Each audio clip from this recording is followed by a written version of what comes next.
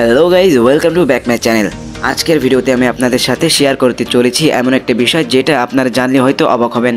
সম্প্রতি কয়েক মাস ধরে বাংলাদেশের রাস্তা থেকে চুরি হচ্ছে বাস। বিস্তারিত থাকছে ভিডিওতে। আজকে সম্পূর্ণ ভিডিও জুড়ে আহমেদ আনলাইসের পক্ষ থেকে আমি রয়েছি সাজিদ হাসান। বাস রিলেটিভ যে কোনো তথ্য সবার আগে পেতে সাবস্ক্রাইব করুন আমাদের ইউটিউব চ্যানেলটি, যুক্ত হয়ে যান আমাদের SBL ফ্যামিলিতে। তো চলুন শুরু করা যাক আজকের ভিডিও।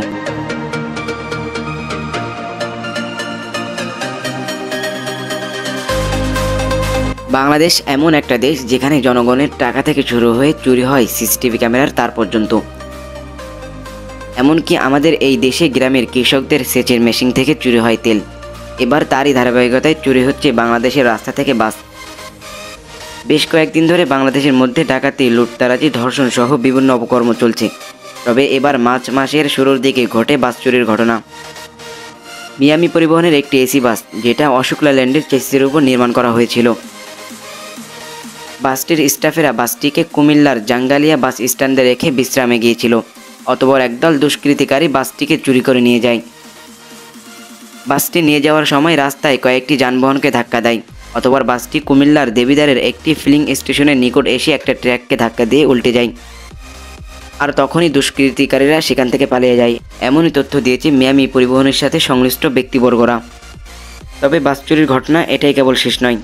এরও কয়েক মাস আগে চুরি হয়েছিল বাংলাদেশের নাম্বার 1 বাস কোম্পানি হানিফ এন্টারপ্রাইজের বাস। হানিফের বহর থাকা 1464-30 নম্বরের বাসটি চলাচল করত ঢাকা গাইবান্ধা রুটে। বাসটি ছিল গাইবান্ধা বাস টার্মিনালে। হানিফ এন্টারপ্রাইজের গাইবান্ধার ম্যানেজার সাহেব জানান, রাতে বাসটি ঢাকার ট্রিপ বাতিল করা হয়। চালক বাসে হেল্পারকে রেখে চলে যান। তবে ওই হেল্পার পরবর্তীতে এনা পরিবহনের আরেকটি বাসের ডিউটি নিয়ে ঢাকায় চলে আসে। ফলে বাসটিতে ওই রাতে কেউ ছিল না। তবে সেখানে আমার মনে খটকা লাগে যে হেল্পার কেন এনা বাসের ডিউটিতে গেল। ওই দিন রাত 3:10 দিকে বাসটিকে টার্মিনাল থেকে বের করে নেওয়া হয়। পরবর্তীতে বাসটি চালিয়ে 5 হিলি সড়কে নেওয়া হয়।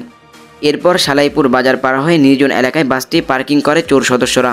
আর ওই সময় বাস থেকে খুলে নেওয়া হয় 4টি চাকা সহ ব্যাটারি, এমনকি বাস থেকে তেল পর্যন্ত বের করে নেওয়া হয়। স্থানীয়দের বক্তব্য, তারা ভেবেছিল বাসটি কেউ রিজার্ভ নিয়ে এসেছে আশপাশের এলাকায়। স্থানীয়রা ওই সময় বাসের চাকা ও ব্যাটারি খুলতে দেখেছিল। তারা ভেবেছিল হয়তো চাকা ও ব্যাটারি সার্ভিসিংয়ের কাজ চলছে। স্থানীয়রা আরও জানান, চোর সদস্যরা বাসের উক্ত যন্ত্রাংশ খুলে পিকআপ ভ্যানে করে নিয়ে চলে যায়। এরপর বিভিন্ন লোকমুখে যখন বাসটির নিকট সংবাদ এলাকাবাসী জানতে পারেন, তখন হানিফ কর্তৃপক্ষকে জানানো হয় এই বিষয়টি।